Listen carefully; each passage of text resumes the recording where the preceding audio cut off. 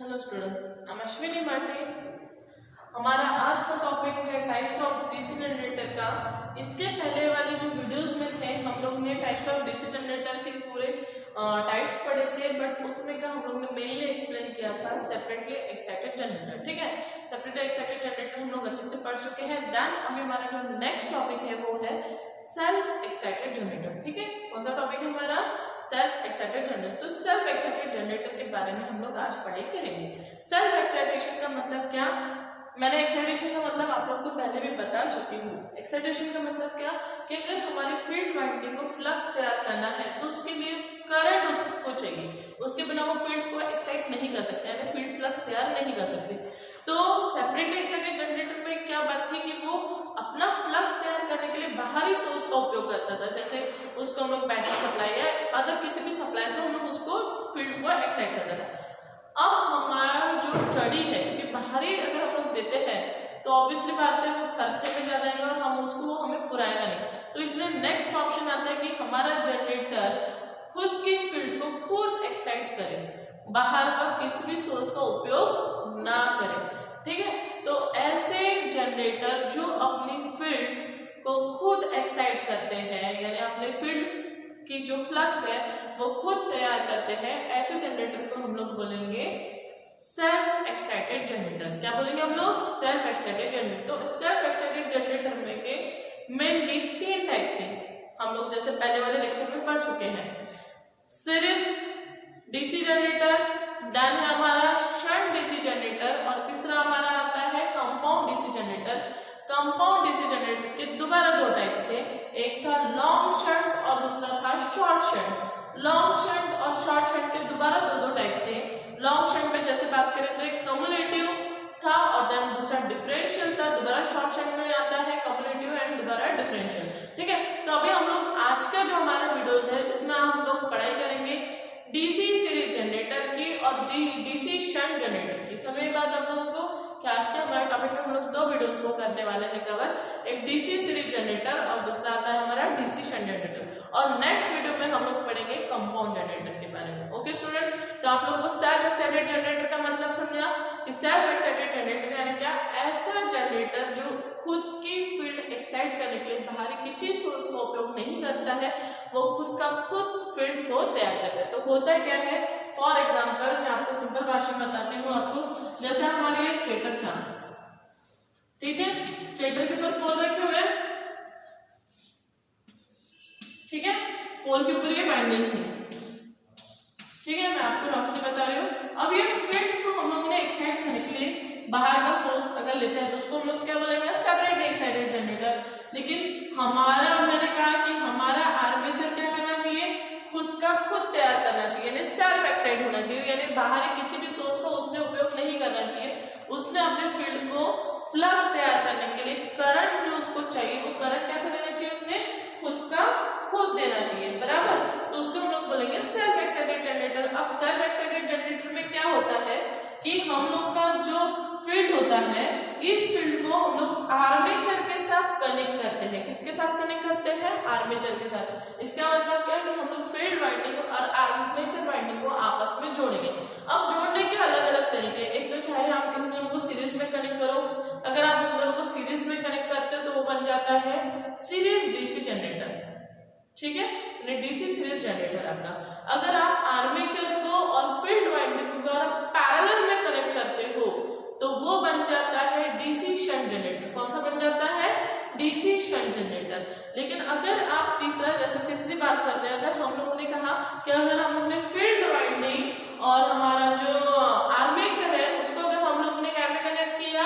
Series और parallel दोनों साथ में किया। सभी ये बात आप लोग को मैं क्या कर रही हूँ कि अगर हम लोग ने फील्ड वाइंडिंग और हमारा जो आता है हमारा आर्मेचर वाइंडिंग, इन दोनों को क्या में कनेक्ट करेंगे हम लोग? आर्मेचर को एक तो सीरीज में भी करेंगे, उसी के साथ साथ पैरेलल में करेंगे, तो वो क्या बन जाएगा? कंपाउंड। इसलिए उसका नाम क्या पड़ जाएगा फिर? DC compound generator. क्या पड़ जाएगा उसका नाम? DC compound generator. तो समझ में एक बार दोबारा एक बार रिपीट करते हैं। सेल्फ एक्साइटेड जनरेटर यानी क्या? ऐसा जनरेटर जो अपनी फील्ड को एक्साइट करने के लिए बाहरी किसी सोर्स का उपयोग नहीं करेगा, वो खुद की फील्ड को एक्साइट करने के लिए खुद खुद ही करंट जनरेट करेगा और खुद ही वह करंट सप्लाई फील्ड एक्साइटेशन के लिए यूज करेगा, ठीक है। अब इसके लिए हम लोग ने क्या किया है, आर्मेचर का कनेक्शन फील्ड वाइंडिंग के साथ क्या किया, दोनों को आपस में जोड़ा। इनको आपस में जोड़ने के 3 तरीके हैं, एक तो उन दोनों को सीरीज में जोड़ो, एक तो उन दोनों को पैरेलल में जोड़ो, या फिर उनको कंपाउंड में जोड़ो। इसी के अनुसार इन तीनों के टाइप पड़े हैं और टाइप पढ़ने के अनुसार इन तीनों ने गुणधर्म कैसे किए, अलग अलग तैयार किए। इनके अलग अलग गुणधर्मों के अनुसार इनका उपयोग हर जगह पे अलग अलग काम, अलग अलग उद्देश्यों के लिए किया जाता है। समझ में आई बात? तो आज हम लोग सबसे पहले पढ़ रहे हैं डीसी सीरीज जनरेटर। कौन सा पढ़ रहे हैं हम लोग? डीसी सीरीज जनरेटर का पहला टॉपिक, ठीक है। डीसी सीरीज जनरेटर, ठीक है। अब डीसी सीरीज जनरेटर में हम लोग ने जैसे सेपरेट एक्साइटेड जनरेटर लेते हैं वैसे ही हम लोग ने फील्ड वाइंडिंग किया,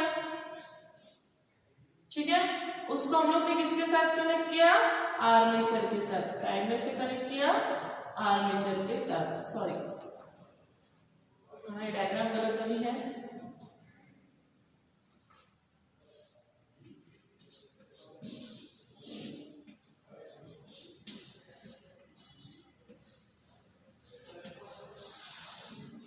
ये हमारी फील्ड वाइंडिंग है, इसे हम लोग F डैश से शो करेंगे। ये हमारा आर्मेचर है, A डैश है, और ये हमारा क्या है, लोड है। अब आप देख रहे हैं कि हमारे डीसी सीरीज जनरेटर में हम लोग ने आर्मेचर और फील्ड वाइंडिंग का भी जोड़ा है सीरीज में, और ऑब्वियसली उस पे लगने वाला लोड भी क्या पे जाएगा, सीरीज में। समझ बात आप लोगों को? तो ऐसा जनरेटर जिसमें फील्ड वाइंडिंग और आर्मेचर वाइंडिंग को सीरीज में जोड़ा जाता है उसे कहा जाता है डीसी सीरीज जनरेटर। अब ये वर्क कैसे करेगा, ऑब्वियसली बात है, तो थोड़ा सा हम लोग एक्सप्लेन करते हैं डायग्राम के अनुसार। सबसे पहले हम लोग बात करते हैं फील्ड पोल की, ठीक है। फील्ड पोल पे हम लोग बिठाते हैं वाइंडिंग और ये होता है हमारा आर्मेचर, ठीक है। अब क्या होता है कि हमारे फील्ड वाइंडिंग में जब हम लोग फर्स्ट टाइम बनाते हैं तो उससे कुछ करंट सप्लाई दिया जाता है फर्स्ट टाइम जब उसका मैन्युफैक्चरिंग होता है, ठीक है। जब इसको फर्स्ट टाइम देते हैं तो उसका सप्लाई हटा भी दिए तो इसमें कुछ मैग्नेटिक फ्लक्स रहता है। उसमें क्या रहता है, कुछ मैग्नेटिक फ्लक्स रहता है, उसको बोला जाता है रेसिडुअल मैग्नेटिज्म। क्या कहा जाता है उसको, रेसिडुअल मैग्नेटिज्म। रेसिडुअल मैग्नेटिज्म का मतलब क्या होता है कि किसी वाइंडिंग में अगर सप्लाई छोड़ भी दिया जाए तो भी उसके अंदर कुछ अंश, कुछ थोड़ा तो भी पोर्शन मैग्नेटिक फ्लक्स रहेगा, ठीक है। उसको बुलाएंगे हम लोग क्या, रेसिडुअल मैग्नेटिज्म, ठीक है। अब क्या होता है कि हम लोग ने इसको तो सप्लाई पहले दिया था शुरुआत में, लेकिन अभी सप्लाई नहीं दिया, लेकिन इसकी कंडीशन क्या है कि इसने थोड़े प्रमाण में फ्लक्स को तैयार रखा, थोड़े प्रमाण में, एकदम थोड़े प्रमाण में, ठीक है। अब हमारा जो आर्मेचर है, आर्मेचर को हम लोग मैकेनिकल पावर की, यानी आप मैकेनिकल पावर में कुछ भी यूज कर सकते हो, पानी डालो, वाफ डालो, या फिर हवा की सहायता से, तरंगों की सहायता से, किसी भी सहायता से आप लोग इस में आर्मेचर में मैकेनिकल पावर दिया जाता है। तो हम लोग ने फॉर एग्जांपल आर्मेचर को घुमाना स्टार्ट किया।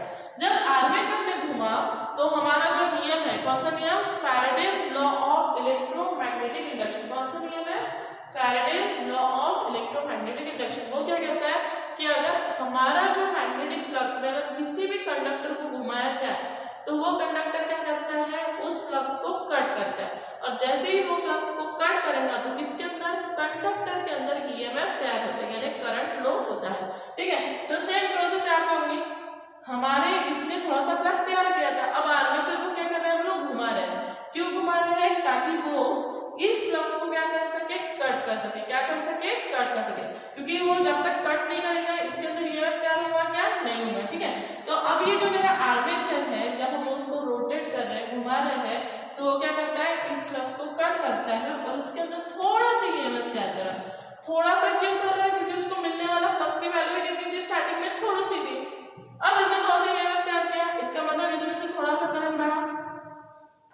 अब एग्जैक्ट होता क्या है, क्योंकि हम लोग ने सेल्फ एक्साइटेड जनरेटर में इस आर्मेचर कनेक्शन फील्ड वाइंडिंग के साथ किया, तो हम लोग डीसी सीरीज जनरेटर की बात करें जिसमें हम लोग ने क्या में कनेक्ट किया उसको सीरीज में, तो ये दोनों क्या में कनेक्टेड है, सीरीज में। तो आर्मेचर में से बहने वाला करंट दो जगह पे जा रहा है, एक तो लोड में भी जा रहा है और दूसरा किस में जा रहा है, फील्ड में भी जा रहा है। क्या में जा रहा है, एक तो लोड में भी जा रहा है और दूसरा फील्ड में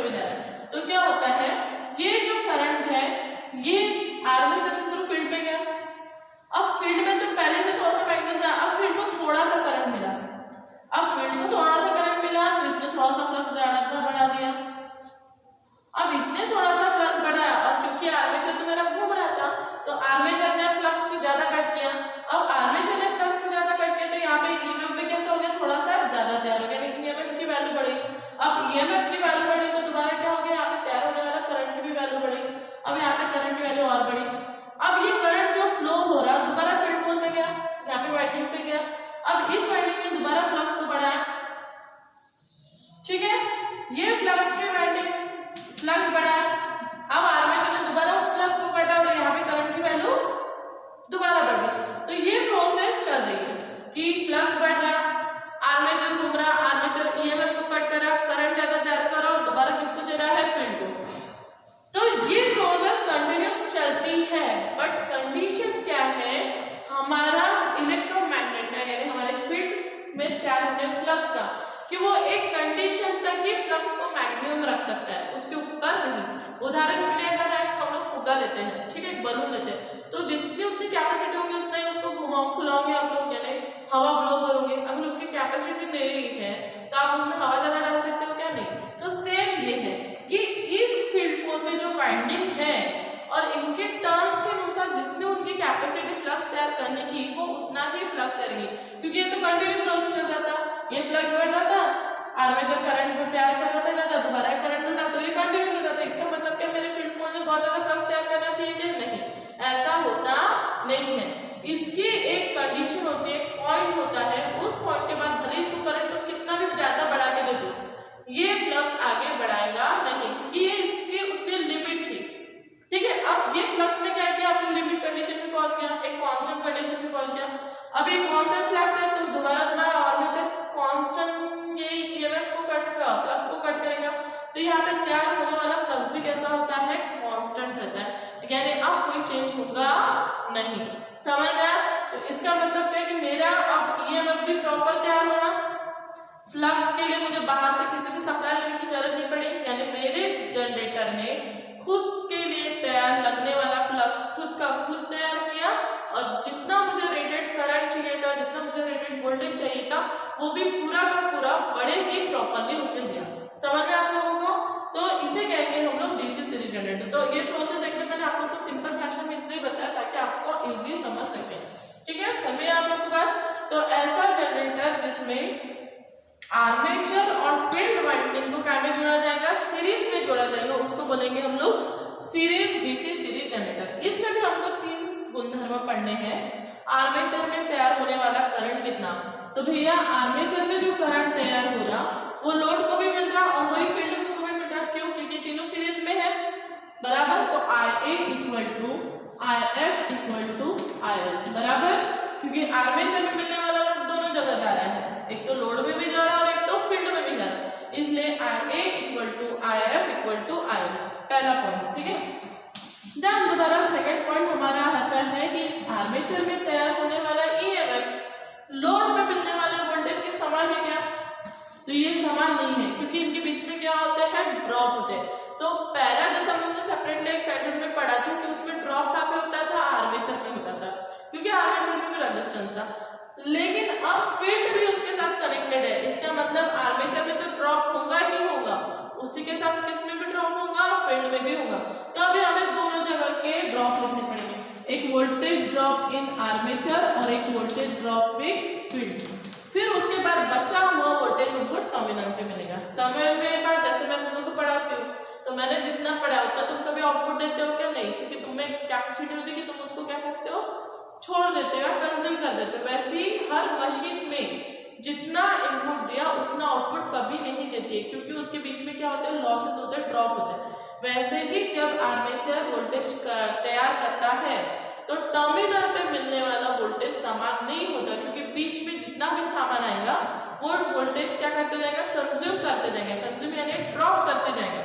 समझ में आया बात? तो यहाँ पे आर्मेचर के साथ दो चीज थी, आर्मेचर ने ईएमएफ तो तैयार किया, लेकिन आर्मेचर के खुद के अंदर रेजिस्टेंस था, इसलिए आर्मेचर भी खुद के अंदर वोल्टेज ड्रॉप किया, उसी के साथ फील्ड वाइंडिंग में भी रेजिस्टेंस था तो उसने भी खुद में वोल्टेज ड्रॉप किया। तो इसलिए हमारा फॉर्मूला बनेगा E equal to voltage drop यानी IA into RA plus IF into RF plus VL। समझ में आप लोगों की बात?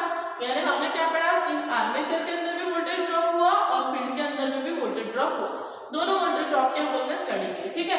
देन तीसरा पॉइंट आता है पावर। जैसे मैंने कहा कि हमें हर जनरेटर के अंदर तीन चीज तो कॉमनली पढ़ेंगे, आर्मेचर में मिलने वाला करंट कितना, आर्मेचर में मिलने वाला वोल्टेज कितना और आर्मेचर में मिलने वाला पावर कितना, और लोड पे मिलने वाला करंट कितना, लोड पे मिलने वाला वोल्टेज कितना और लोड पे मिलने वाला पावर कितना।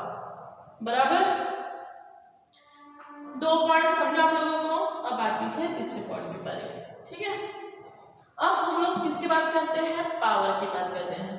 अब आर्मेचर में तैयार होने वाला पावर, आर्मेचर में तैयार होने वाला पावर। अब मुझे बताओ कि आर्मेचर में तैयार होने वाला पावर और लोड में तैयार होने वाला पावर समान होगा क्या, नहीं होगा। दोबारा यहाँ पे क्या आएंगे, लॉसेस होंगे, क्योंकि वाइंडिंग है, आयरन है, तो लॉसेस उसमें होना ही होना है। इसका मतलब क्या कि आर्मेचर में तैयार होने वाला पावर और लोड पे मिलने वाला पावर समान नहीं है। तो कहाँ गए, तो आर्मेचर के अंदर भी पावर लॉस हुआ और दूसरे के साथ कनेक्टेड क्या है, फील्ड, तो फील्ड के अंदर भी पावर लॉस हुआ। इसलिए हम लोग इसको बोलेंगे IA इंटू RA का स्क्वायर प्लस IF का square into RA plus V power, यानी वोल्टेज में मिलने वाला पावर। समझ में बात लोगों को, IA इंटू RA, ठीक है। तो इस टाइप का तो हम लोग ने तीन चीज पढ़ा। चौथा ये चीज है कि सीरीज जनरेटर जो है उसको हम लोग लोड के बिना चालू नहीं कर सकते। अगर मैंने लोड को हटाया तो क्या होगा, सर्किट ओपन हो जाएगी। अगर सर्किट ओपन हुई तो उसमें से कोई भी करंट फ्लो होगा क्या, नहीं।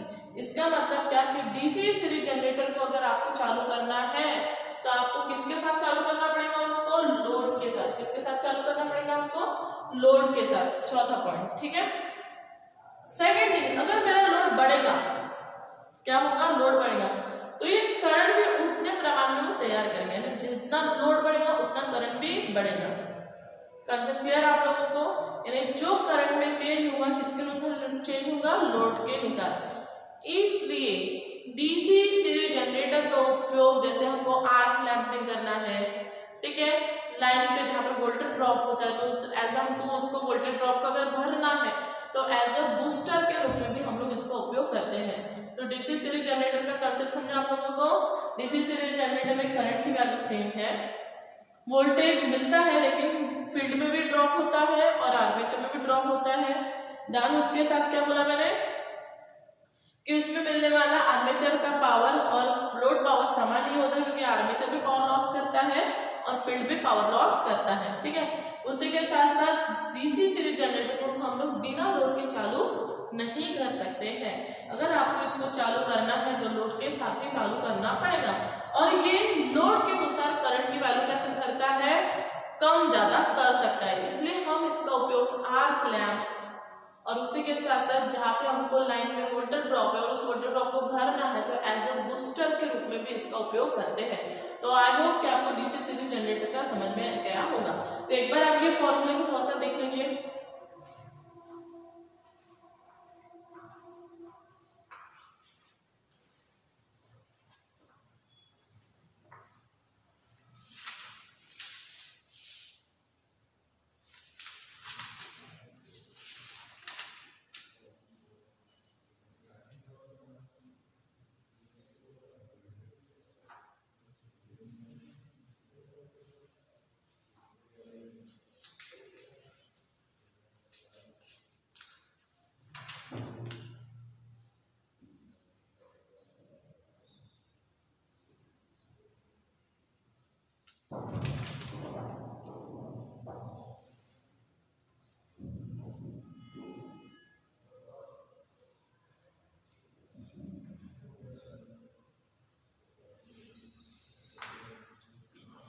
ठीक है स्टूडेंट्स, को डीसी सीरीज जनरेटर का समझ में आ गया होगा। नेक्स्ट टॉपिक में हम लोग डिसीजन जनरेटर के बारे में पढ़ाई करेंगे। Thank you students.